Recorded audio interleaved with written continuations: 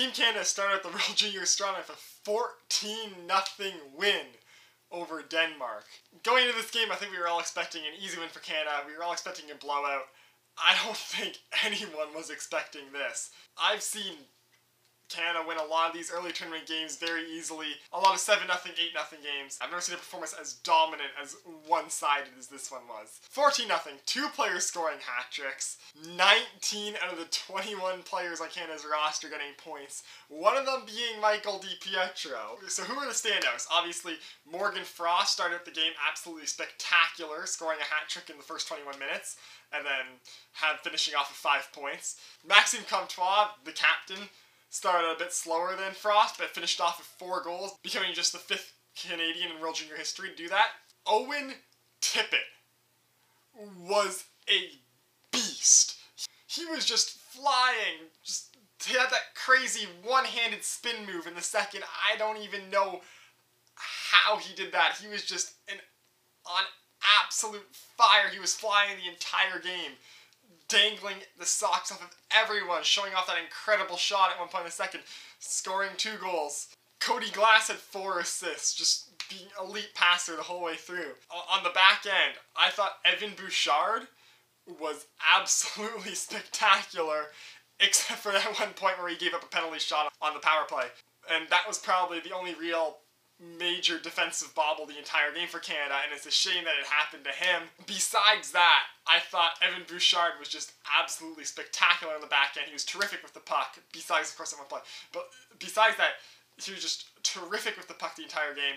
Kind of disappeared in the third. I don't know if he was benched or hurt or what happened there, or if they're just saving him, but I thought, by far and away, Bouchard was just the most standout defender, albeit based off of his puck-moving abilities in a game where defensively the defense didn't have to do very much. And now for the 2 undrafted players on the roster, Brett Leeson had a fantastic game. 2 goals, 2 assists. On the first goal by Frost, that was created because of a terrific physical play by him, keeping the puck in the zone. He was just an absolute beast. Great physical presence. The entire game was spectacular. However, Alexis Lafreniere, I think he showed his youth a little bit this game. He seemed weaker physically than the other players on Canada, which is expected given the fact that he's like 2-3 years younger than most of the guys on this team. He was one of only 2 players who didn't record a point for Canada. Personally, I think, especially in the first period and early on in the second, he wasn't having a terrible game. No one on Canada had a bad game. He wasn't bad. He wasn't amazing. He was just good. And in a game where most of Canada looked amazing, he looked just good. So obviously it's a long tournament. We have a lot more time to see how he is. You have to remember he's not draft eligible until 2020. So for a player being picked to the Canadian teams 2 years before his draft is incredibly rare. He is quite a fresh 17. So I would not be too concerned about him not picking up a point in this game. He did look quite good, especially earlier in the game. I thought in the third he was a little shakier.